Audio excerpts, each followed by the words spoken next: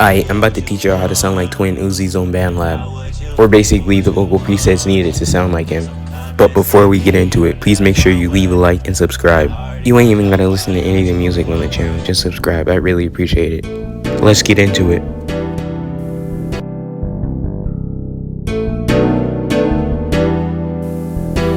I don't wanna waste no more time trying to give you what you want, and not what you need, what you want. So come and see me on that one way. And I already got you fly, got you a one way.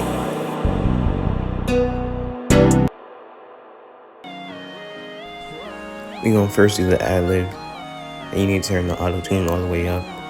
You need the EQ3M, the GTR squeeze, the multi filter, and the BO1176 and studio reverb. And for the main thing, you need noise gate, BO1176, graphic EQ, de-esser, filter echo, FBK compressor, EQ3M, and studio reverb. That's it. So thanks for watching, and make sure you subscribe.